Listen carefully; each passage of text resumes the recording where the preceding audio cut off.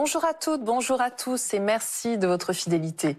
Nous sommes très heureux de vous retrouver ce dimanche matin pour une nouvelle émission de Sagesse bouddhiste que nous consacrons aujourd'hui à Shinran.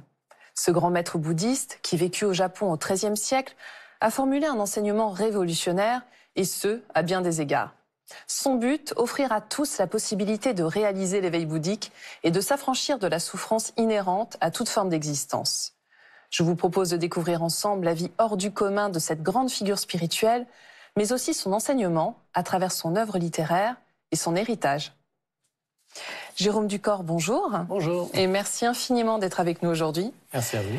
Vous avez été pendant longtemps conservateur au département Asie du musée d'ethnographie de Genève.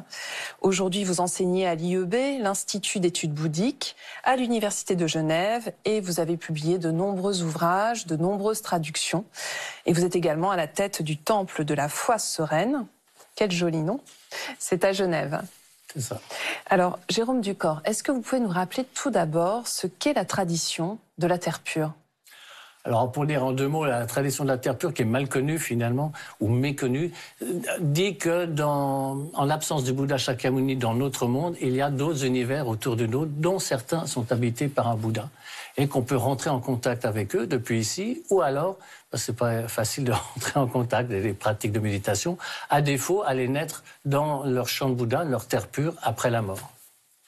Et alors, il y a plusieurs, par exemple, celle du Bouddha de médecine est bien connue, évidemment, assez populaire. On peut aller naître auprès du Bouddha de médecine si on est handicapé ou incapable de pratiquer à cause de notre condition physique. Et puis, le plus célèbre quand même de tous, c'est la terre pure du Bouddha Amida, qui est un nom qui combine Amitabha, Amitayus, vie infinie, lumière infinie, et qui est le plus célèbre, le plus populaire, parce que c'est la méthode la plus facile, pour le but le meilleur. C'est-à-dire ? C'est-à-dire que c'est cette formule du Nembutsu, n'est-ce pas, de penser au Bouddha et qui s'exprime sur les lèvres, mais qui surtout suppose un état intérieur d'abandon, en quelque sorte, aux mérites du Bouddha qui sont contenus dans son nom. Alors, Shinran fait partie de ce bouddhisme, de la terre pure, c'est un des plus grands représentants. Mais avant lui, il y en avait d'autres. Il a eu de nombreux prédécesseurs, notamment Honen. C'est ça, il y a plusieurs traditions de la terre pure, d'abord en Chine, et puis au Japon également. Et son maître, c'est Honen, qui lui-même se réclamait d'une lignée qui remonte à Tanluan, dont j'ai publié un commentaire récemment. Alors c'est une lignée qui remonte à quand ? Donc, pour ce qui est de l'implantation chinoise, au 6e siècle. Au tout début du 6e siècle, sur la base des textes traduits à partir du sanskrit venu de l'Inde. Et Honen reprend donc cette idée que, n'est-ce pas, le Nembutsu, penser au Bouddha, ça peut être une pratique de visualisation, de méditation, ce qui n'est pas facile, ou alors précisément la prononciation du nom. Et Honen met l'accent sur la prononciation du nom. Shinran va reprendre tout ça, mais il a accès à d'autres ressources aussi que son maître, et alors il va mettre l'accent que l'attitude spirituelle qui préside à la pratique. Rappelez-nous un peu ce qu'était la vie de Shinran. Dans quel contexte familial est-il né ? Alors Shinran naît dans une famille de petite noblesse. Les hommes de la famille sont des fonctionnaires de l'administration impériale, mais il y a l'arrière-grand-père qui est à l'origine d'un scandale dont on ne sait pas grand-chose, enfin qui a valu à la famille d'être écartée, et Shinran évidemment va en souffrir. Et là-dessus, il perd encore son père à l'âge de 9 ans. Et c'est à ce moment-là que lui-même s'engage dans les ordres. Exactement. Dans l'école Tendai, sur le grand monastère au nord-est de Kyoto, le mont Hiei, où il y avait quand même à peu près 3000 temples et chapelles qui formaient le monastère. Et alors là, on est à quel moment précisément ? Donc il entre dans les ordres en 1181 et il les quitte en 1201. Donc c'est une enfance une adolescence qui sont faites d'études dans un monastère ? D'études dans un grand monastère et qui, à l'époque, est fameux notamment pour ce qu'on appelle les moines soldats. C'est-à-dire que c'était devenu tellement grand, il y avait des esclaves, il y avait des serfs pour gérer les terres, etc. Et tout ce petit monde se querellait. Et on considérait en plus que le Japon était à ce moment-là entré dans la période de la fin de la loi bouddhique. C'est quoi cette période-là ? Le bouddhisme est une des seules religions qui annonce sa propre disparition.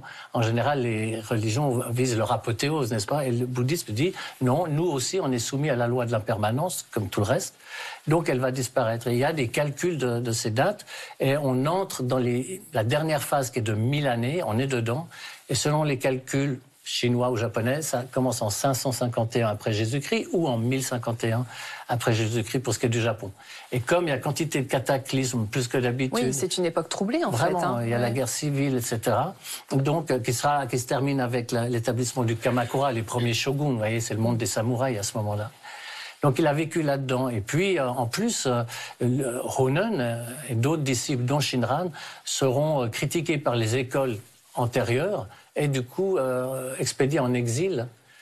Pour Ronen, ça ne dure pas longtemps parce qu'il était très âgé, donc il rentre à Kyoto et il meurt assez rapidement, tandis que Shinran va passer 7 années en exil. Alors comment vit-il ces années d'exil ? Alors c'est difficile hein, parce qu'un exilé doit se nourrir par lui-même. Donc on lui donne des graines au début et du sel, et après débrouille-toi.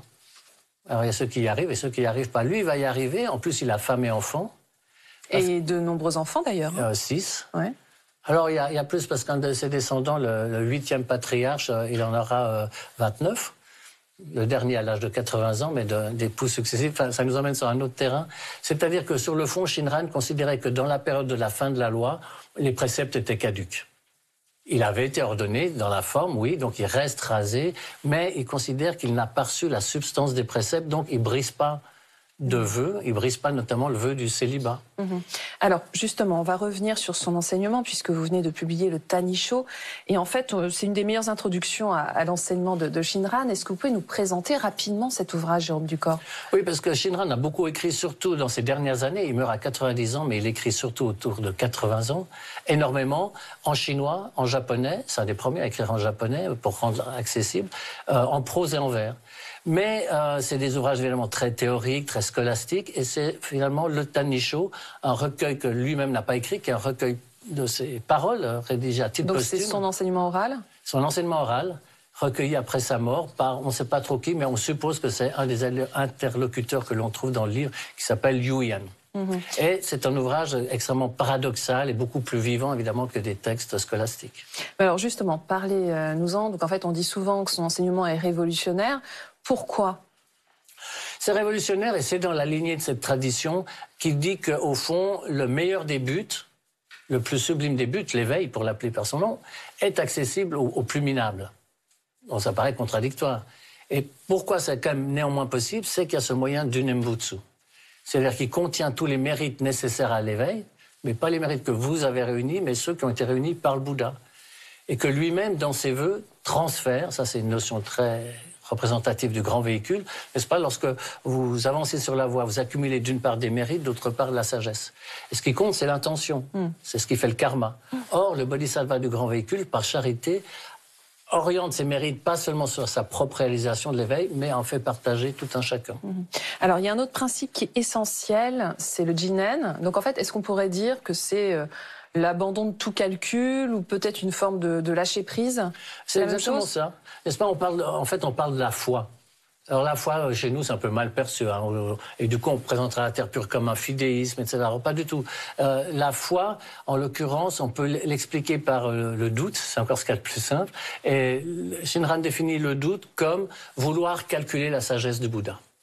Donc si je me dis, moi incapable, je suis capable néanmoins du plus haut des sommets de la réalisation avec le Nembutsu, si je me dis c'est trop beau pour être vrai, ça veut dire que je suis en train de calculer la sagesse du Bouddha, elle n'est pas si parfaite qu'elle arrive à un moyen aussi extraordinaire. Ça c'est le doute. À l'inverse, si j'abandonne ces calculs, il y a un mot pour ça en japonais qui sonne bien, c'est hakarai. Hakarai. Si j'abandonne ces calculs, ça va marcher de soi-même, tout naturellement, et c'est ça que veut dire le mot jinen. Et ça, c'est peut-être au cœur de la philosophie de Shinran, plutôt que de s'accrocher, à vouloir faire des efforts, à faire de plus en plus de récitations, de plus en plus de visualisations, que sais-je, on laisse aller. Et là, la mécanique est vraiment celle qu'on va retrouver avec le lâcher-prise, qui est une expression du zen, ou même du chan chinois, et du zen. Et Shinran est contemporain de Dogen, notamment. Et il y a vraiment des parallélismes. Des similitudes, ouais. La différence, je dirais, en deux mots, c'est que dans le cadre du zen, on a une méditation, somme toute, abstraite, ce qui n'est pas donné à tout le monde. Méditer sur le vide, bon. Et puis, dans la terre pure, spécialement chez Shinran, c'est la même chose, sauf que c'est habillé Il y a une image à laquelle on peut se référer, qui est celle du Bouddha Amida. Alors, Shinran meurt assez tard. Il laisse justement une sacrée descendance. Qu'est-ce qu'il en est de son héritage aujourd'hui, Jérôme Ducor? Eh bien, il s'est perpétué au cours des siècles jusqu'à aujourd'hui. Donc, il y a eu plusieurs branches. Il y a un moment donné où, entre deux frères, la lignée s'est séparée. Et par rapport à la branche à laquelle où j'ai été ordonné, qui est la branche du Nishi-Honganji, le Honganji de l'Ouest, eh bien, le patriarche actuel, c'est la 25e génération depuis Shinran. Alors, ce qui était, au fond, un cas particulier pour cette école, ce qu'on appelle Jodo Shinshu, la véritable école de la terre pure, eh bien, à la fin du 19e, par le gouvernement japonais, a été étendu à toutes les autres écoles. Oui, parce que ce qu'il faut dire, c'est que jusqu'au 19e siècle, finalement, ces écrits même n'étaient pas très connus. Il y a eu une redécouverte de Shinran. De Shinran et notamment du Tanisho. Parce que comme il est tellement paradoxal, c'est quand même lui qui dit si les bons vont naître dans la terre pure, à plus forte raison les mauvais. Donc ça peut être mal interprété. Donc c'était resté un peu sur le coude. Et comme vous le dites, à côté des ouvrages scolastiques, eh bien celui-là, qui a une saveur, disons, beaucoup plus vivante et directe, a été mis à l'honneur. Alors pour conclure, j'aimerais que vous me disiez un mot sur son temple, le temple qu'il a fondé à Kyoto, qui est encore aujourd'hui vraiment un endroit essentiel, incontournable. Alors, lui-même n'a pas fondé de temple, c'est sa fille, en fait, sa fille cadette, qui a fondé un mausolée sur sa tombe. Avec cette idée que c'était les disciples qui géreraient, et puis elle finira par donner le terrain. Donc ça, c'est une époque qu'on n'imagine pas, mais à l'époque de Kamakura, 13e siècle, les femmes avaient le pouvoir de tester, faire des testaments, etc., ce qu'elles vont perdre par la suite au 17e, n'est-ce pas, au Japon. Et donc, c'est à la fois une histoire de famille et des disciples. Et puis, à la 3e génération, c'est-à-dire son arrière-petit-fils, eh bien, tout ça va être fondu avec vraiment un patriarche qui, à la fois, gère le temple et à la fois garantit l'orthodoxie de la doctrine. Donc, jusqu'à ce qu'à un moment donné, au tournant du 16e siècle, 17e siècle, excusez-moi, il y a en deux frères, ça va se séparer. Et donc, on a deux temples du Honganji, celui de l'Est et celui de l'Ouest. Et par rapport à celui de l'Est, vous avez reçu, il n'y a pas très longtemps, le révérend Otani Chojun, qui est précisément de la branche cousine, en quelque sorte. Et il y a d'autres branches encore. Mais ça, c'est vraiment numériquement la plus importante au Japon. Et est-ce que vous avez d'autres projets concernant les écrits de Shinran? Eh bien, évidemment, le rêve, ça serait de traduire son œuvre majeure, le Kyōgyō Shinsho, enseignement, pratique, foi et réalisation. Et ben, si, j'allais dire, aller à Jacques Taest, mais on a une formule en japonais, Okage-sama. Okage, c'est l'honorable ombre. Sama, la manière, enfin, ce qui se passe dans l'ombre. Donc, Okage-sama, je m'en remets à ce qui se passe dans l'ombre, les circonstances karmiques qui feraient qu'éventuellement je puisse mener à bien cette tâche. Okage-sama. On vous souhaite de tout cœur qu'elle vous soit favorable. Merci beaucoup. Merci Jérôme Ducor. Merci beaucoup. Et si vous souhaitez aller plus loin, voici quelques ouvrages que nous vous proposons. Tout d'abord, 2 livres de notre invité, le Tanisho, le bouddhisme de la terre pure selon Shinran et ses prédécesseurs aux éditions du Cerf. Vous y retrouverez 5 textes traduits du japonais par Jérôme Ducor. L'enseignement de Shinran est ici rendu accessible à travers ses écrits originaux pour que le lecteur francophone puisse en apprécier directement la vraie saveur. Shinran, un réformateur dans le Japon médiéval, publié aux éditions InFolio.